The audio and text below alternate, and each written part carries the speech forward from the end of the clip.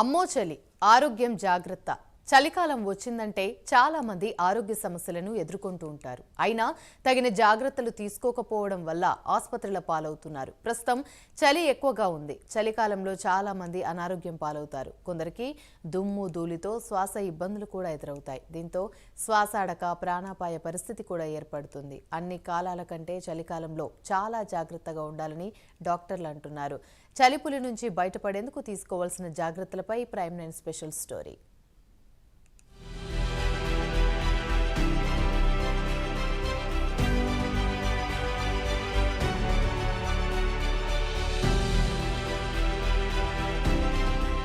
చలి చాలా పెరిగింది. ఉష్ణోగ్రతలు 10 డిగ్రీల కంటే తక్కువగా నమోదవుతున్నాయి. దీంతో చలితో పాటు వ్యాధులు కూడా పెరుగుతున్నాయి. చాలామంది చలి ప్రభావంతో అనారోగ్యం పాలవుతున్నారు. ముఖ్యంగా చిన్నారులు, వృద్ధులు జాగ్రత్తగా ఉండాలని వైద్యులు అంటున్నారు. చలితో పాటు వాతావరణంలో వస్తున్న మార్పుల వల్ల స్వైన్ ఫ్లూ, దగ్గు, జలుబు, గొంతు నొప్పి, ఆయాసంతో చాలామంది ఇబ్బందులను ఎదుర్కొంటున్నారు. ఇన్ఫ్లుయెంజా లాంటి వైరస్లు చలికాలంలో మనపై దాడి చేస్తాయి.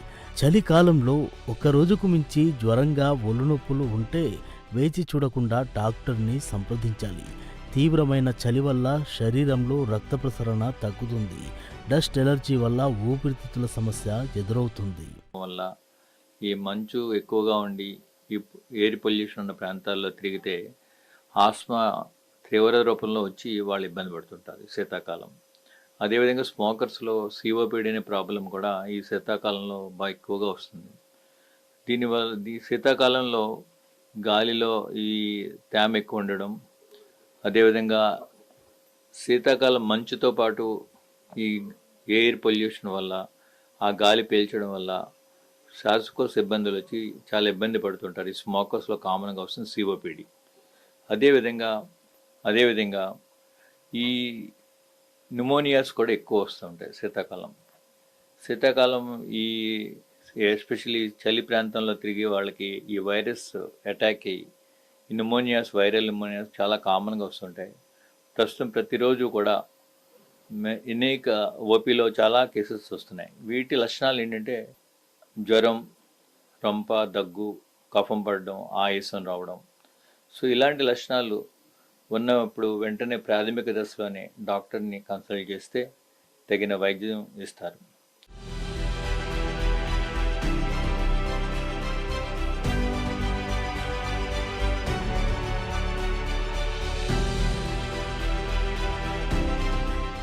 చలికాలంలో చాలా రోగాలు వెంటాడతాయి. చర్మం పొడిబారుతుంది, రక్త ప్రసరణ తగ్గుతుంది, చర్మంపై పగుళ్ళు ఏర్పడతాయి, రోగ నిరోధక శక్తి తగ్గుతుంది, వ్యాధులు తొందరగా వస్తాయి. కొన్ని రకాల వైరస్లకు చలికాలం అనుకూలంగా మారి మనుషులపై దాడి చేస్తాయి. అందుకే విష జ్వరాలు ఎక్కువ మందికి సోకుతాయి.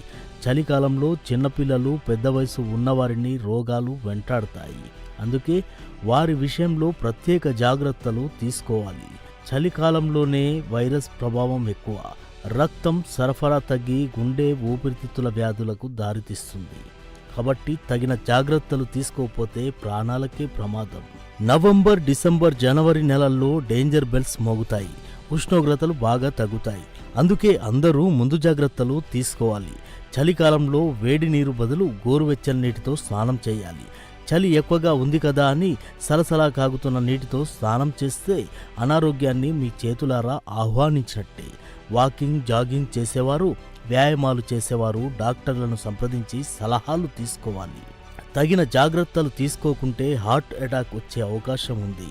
గుండె సమస్యలు ఉన్నవారు మంచు కురిసే వేళలో వాకింగ్ వెళ్ళకూడదు. సూర్యోదయం తర్వాత వెళ్తే మంచిది. గుండెలో ఏదైనా అనీజీగా ఉంటే కార్డియాలజిస్ట్ను సంప్రదించాలి. రావడానికి ముఖ్య కారణం ఏంటనగా ఈ చలికాలం అనేది చాలా ప్రమాదకరం. ఎందుకంటే చిన్నపిల్లలకు కానీ, ముసలి వాళ్ళకి కానీ చాలా ఇబ్బందులు వచ్చే సీజన్ ఇది. ఈ టైంలో మనకి జలుబులు, దగ్గులు, వైరల్ ఫీవర్స్, అలాగే న్యూమోనియా లాంటివి వచ్చి ఇబ్బందులు పడే సీజన్ ఇది. సో కొన్ని జాగ్రత్తలు తీసుకోవాలి. అందరూ కూడా ఏ వయసు వాళ్ళైనా కొన్ని జాగ్రత్తలు తీసుకోవాలి. అవి ఏంటనగా ముందుగా పెద్దవాళ్ళైనా చిన్నవాళ్ళైనా ఎక్కువ చలిలోకి వెళ్ళకండి. అత్యవసర పరిస్థితిలో వెళ్లాల్సి వచ్చినప్పుడు మాస్క్ ధరించడం మర్చిపోకండి. దానివల్ల మీకు దుమ్ము లాంటిది రాదు. అదేవిధంగా చిన్నపిల్లల్ని బయటికి తీసుకెళ్ళేటప్పుడు మంకీ క్యాప్స్ లాంటివి అలాంటివి కూడా పెట్టండి. ప్లస్ ప్రతి ఒక్కరు చేయాల్సింది ఏంటనగా గోరువెచ్చని నీళ్ళు తాగండి. ఉదయం నుంచి కూడా గోరువెచ్చని నీళ్ళు తాగండి. అలాగే ఉదయం సాయంత్రం గోరువెచ్చని నీళ్ళలో కొంచెం ఉప్పు వేసుకొని పుక్కిలించి ఊసేయండి. అదేవిధంగా స్వెటర్లు ధరించండి. ఇంకా ఏది తిన్నా కూడా కొంచెం వేడిగా తినడానికి ప్రయత్నించండి. అదేవిధంగా ఇంకేమన్నా ఇబ్బందులు ఉన్నా కూడా వెంటనే డాక్టర్ని కన్సల్ట్ చేయండి. మీకు ఆయాసం లాంటిది వస్తున్నా, లేకపోతే జలుబు వస్తున్నా, దగ్గు వస్తున్నా, జ్వరం వచ్చినా కొంచెం నెగ్లెక్ట్ చేయకుండా ఇమీడియట్గా డాక్టర్ని కన్సల్ట్ చేసి వాళ్ళు చెప్పిన జాగ్రత్తలు అదే రకంగా మెడిసిన్స్ అన్నీ తీసుకుంటే ఇబ్బంది ఉండదు.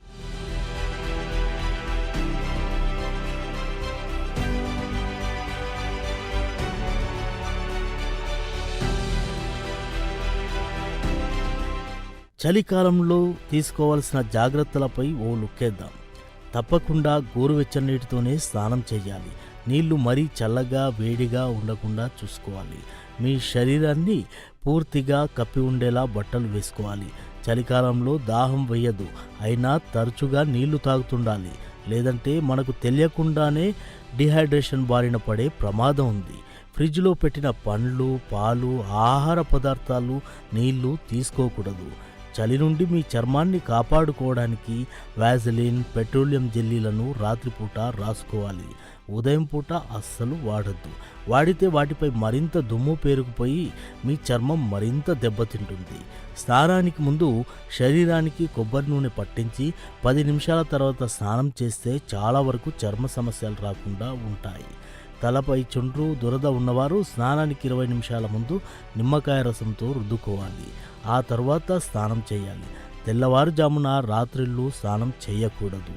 ఎంత ఇంట్లో వారైనా జలుబు, దగ్గు ఉన్నవారికి దూరంగా ఉండాలి. అస్తమా ఉన్నవారు మరింత జాగ్రత్తగా ఉండాలి. కాలుష్యం ఎక్కువగా ఉండే ప్రాంతాల్లో తిరగవద్దు. పొగ తాగే వారికి దూరంగా ఉండాలి. Be careful. శరీర రక్తనాళాలు, అదేవిధంగా గుండె సంబంధించిన రక్తనాళాలు కూడా స్పాదం అంటే ముడుచుకుపోయి ఉంటాయి. అదేవిధంగా రక్త ప్రసరణలో కూడా కొన్ని మార్పులు వస్తాయి. దీనివలన గుండె జబ్బులు వచ్చే అవకాశం ఎక్కువగా ఉంటుంది. వాతావరణంలో మార్పుల వల్ల, మన శరీరంలో మార్పుల వల్ల ఇది జరిగే అవకాశం ఉంది. అదేవిధంగా మెడిసిన్స్ తప్పనిసరిగా వేసుకోవాలి. ఈ టైంలో మెడిసిన్ స్కిప్ చేస్తే బ్లడ్ క్లాటింగ్ అయ్యే ఛాన్సెస్ ఇంకా రిస్క్ ఎక్కువగా ఉంటుంది. సో ఆల్రెడీ హార్ట్ ప్రాబ్లమ్స్ ఉన్న వాళ్ళు మెడిసిన్స్ రెగ్యులర్గా వేసుకోవాలి. హార్ట్ అటాక్సే కాకుండా హార్ట్ ఫెయిల్యూర్ అంటే ఊపిరితిత్తులో నీరు వచ్చి ఆయాసం వచ్చే అవకాశం గుండె జబ్బులు ఉన్న వాళ్ళకి ఎక్కువగా తరచుగా ఈ కాలంలో ఎక్కువగా వస్తుంది. దానికి ప్రధాన కారణం చలికాలంలో కొన్ని వైరస్ ఇన్ఫెక్షన్ తరచుగా వస్తాయి. దానివల్ల ఆల్రెడీ గుండె జబ్బు ఉన్న వాళ్ళకి ఈ వైరల్ న్యూమోనియాస్ వచ్చి హార్ట్ ఫెయిల్యూర్ వచ్చే ఛాన్సెస్ ఉంటుంది. వాళ్ళు క్రమం తప్పకుండా వాళ్ళు రెగ్యులర్ మెడిసిన్స్తో పాటు ఫ్లూ వ్యాక్సిన్ అంటారు. ప్రతి సంవత్సరం కూడా మనకి ఆ సంవత్సరానికి సరిపడేటువంటి ఫ్లూ వ్యాక్సిన్ రిలీజ్ అవుతుంది, గవర్నమెంట్ రిలీజ్ చేస్తుంది. ఆ ఫ్లూ వ్యాక్సిన్ తీసుకోవడం వల్ల మనకి ఈ చలికాలంలో హార్ట్ ఫెయిల్యూర్ యొక్క రిస్క్ని తగ్గించుకోవచ్చు. ఏదైనా సరే చలికాలంలో మనం జాగ్రత్తగా ఉండాలి. ఏదైనా లక్షణాలు ఉన్నప్పుడు వెంటనే మనం దగ్గరలో ఉన్న కార్డియాలజిస్ట్ కలిసి మనకి పరీక్షలు చేసుకుని తగిన చర్యలు తీసుకోవాలని కోరుతుంది.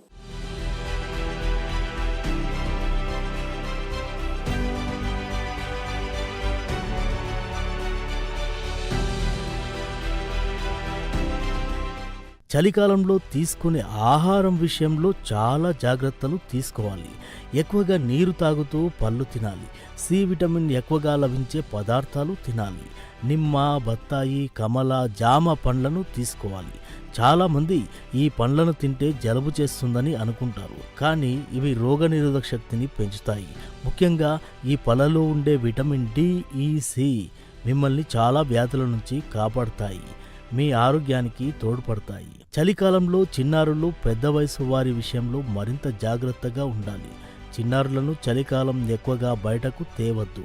ఎండపూట 1 గంట బయట ఉంచితే కావలసిన డి విటమిన్ అందుతుంది. పిల్లలను ఎమర్జెన్సీగా బయటకు తీసుకువెళ్తే సరైన నూలు బట్టలు నిండుగా వేయాలి. పిల్లలను, వృద్ధులను చలిలో, పొగమంచులో ఉంచరాదు. ఒకవేళ జ్వరం, జలుబు వస్తే వెంటనే తగ్గకపోతే డాక్టర్ దగ్గరికి తీసుకెళ్ళాలి, కానీ సొంత వైద్యం చేయకూడదు. చాలా బాగుంటుందండి. ముఖ్యంగా చలికాలంలో మనకు వచ్చే మెయిన్ కమ్యూనిటీస్ ఇప్పటికీ అందరూ చూస్తుంటారు కూడా, వైరల్ జ్వరాలు బాగా ఎక్కువ ఉంటాయి. సో వైరల్ జ్వరాలు రాకుండా కూడా జాగ్రత్తగా చూసుకోవాలి. అదే కాకుండా న్యూమోనియా అనేది కూడా చాలా ఎక్కువ వస్తుంటుంది ఈ టైంలో. వైరల్ న్యూమోనియా అంటాం. అది ఎవరికి ఎక్కువ వస్తుంటుంది అంటే షుగర్ పేషెంట్లు, బీపీ పేషెంట్లు, అదే రకంగా కొంచెం బాగా ఒబేస్గా ఉన్న పేషెంట్ అంటే లావుగా ఉన్న పేషెంట్లకి వాళ్ళకి తొందరగా వస్తుంది. అంటే కొంచెం యాక్టివ్ లైఫ్ స్టైల్ ఉండాలి. యాక్టివ్ లైఫ్ స్టైల్ లేకుండా మనం ఏమన్నా కొంచెం ఎక్కువ సెడెంటరీ లైఫ్ స్టైల్ అంటే బద్ధకంగా ఉన్న వాళ్ళకి, షుగర్ల కంట్రోల్లో లేని వాళ్ళకి, వీళ్ళకందరికీ కూడా ఈ వైరల్ జ్వరాలు, వైరల్ న్యూమోనియాలు ముఖ్యంగా వచ్చే ఇబ్బంది ఎక్కువ ఉంటుంది. వచ్చిన తర్వాత దాని నుంచి బయటపడడం చాలా కష్టంగా ఉంటుంది. సో రాకుండానే చూసుకోవాలి ఇవన్నీ. వైరల్ ఫీవర్, వైరల్ న్యూమోనియా తర్వాత ఇంకా ముఖ్యంగా ఈ కాలంలో వచ్చే ఇబ్బందులు ఏమన్నా ఉన్నాయంటే అవి ముఖ్యంగా మనకి ఇంకా వేరే ఇన్ఫెక్షన్స్ కూడా, ఇంకా అన్ని యూరిన్ ఇన్ఫెక్షన్స్. కొంతమంది ఏమవుతుందంటే ఈ చలికి కొంచెం యూరిన్ ఎక్కువ అవుతూ ఉంటుంది. యూరిన్ ఇన్ఫెక్షన్ అని కొన్నిసార్లు అనుకుంటాం, కానీ చాలామందికి ఏంటంటే ఈ చలికాలంలో యూరిన్ ఎక్కువ అవుతూ ఉంటుంది. దాని గురించి మరీ ఎక్కువ భయపడకండి. ఓన్లీ మీకు ఏమైనా యూరిన్ వెళ్ళేటప్పుడు మంట ఉన్నా, లేదంటే మీకు ఏమన్నా నొప్పి వస్తున్నా, లేకపోతే కలర్ బాగా మారిపోతున్నా అప్పుడు యూరిన్ ఇన్ఫెక్షన్ ఉన్నట్టు. అంతేగాని కొన్ని ఎక్కువ సార్లు అవుతున్నా కంగారు పడాల్సిన పని ఏమీ లేదండి. ఏ సీజన్ అయినా కానీ నీళ్ళ విషయంలో మాత్రం రోజుకు 3 లీటర్లు అనేది చాలా ముఖ్యం అండి. 3 లీటర్లు నీళ్లు తాగితే మీకు బాడీ హైడ్రేషన్లో ఉంటుంది. ఎప్పుడు నీరసం అనేది రాదు, బీపీలు డౌన్ అవ్వడం అనేది ఉండదు, ఒళ్ళు నొప్పులు కూడా ఎక్కువ ఉండవు.